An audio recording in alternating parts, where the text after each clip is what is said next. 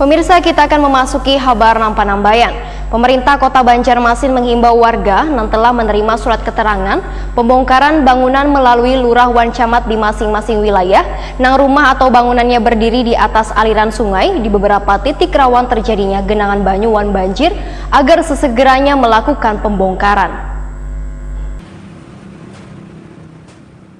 Pemerintah Kota Banjarmasin menghimbau warga yang telah menerima surat keterangan pembongkaran bangunan melalui lurah wan camat di masing-masing wilayah, nang rumah atau bangunannya berdiri di atas aliran sungai di beberapa titik rawan terjadinya genangan banyu wan banjir, agar sesegeranya melakukan pembongkaran. Pembongkaran ini sejalan dengan Perda Nomor 2 Tahun 2007 tentang Sungai IMB Wan Rumah Panggung. Wali Kota Banjarmasin Ibnu Sina, Waitakoni Prima TV tengah hari Senin 8 Februari 2021 menegaskan bila jangka waktu yang diberikan kepada warga untuk melakukan pembongkaran bangunan mereka hingga 13 Februari 2021. Pemerintah kota nantinya akan mengecek langsung ke lapangan titik-titik yang dianggap sudah dilakukan pembongkaran. Menurut Ibnu Sina, ada 4 titik yang dinilai menjadi poin utama dalam normalisasi sungai, yaitu kawasan Ahmad Yani, Veteran, Pramuka Pal 6, dan sebagian kawasan Stoyo S. 4 kawasan tersebut dianggap menjadi pemicu banjir yang terjadi beberapa waktu lalu,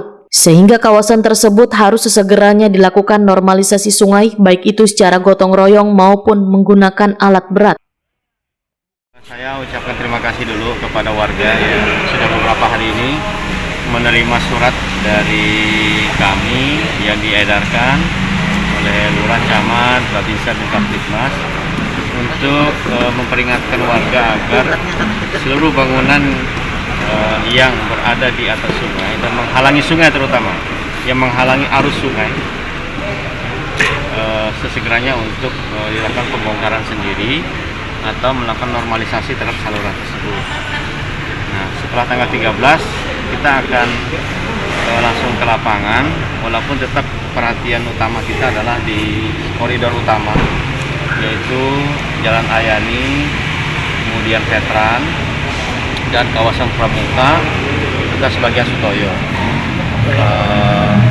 Itu yang terkait langsung dengan banjir ya, sehingga saluran-saluran yang tersumbat kita ingin pastikan itu sudah dibongkar, kemudian dilakukan normalisasi baik dengan gotong royong ataupun juga dengan menggunakan alat berat. Nah, oleh karena itu mohon kesadaran, dan kami juga terima kasih beberapanya sudah melakukan pembongkaran sendiri. Dari hasil rapat bersama stakeholder terkait, ada sekitar 181 jembatan wan bangunan yang menghalangi arus banyu di Banjarmasin.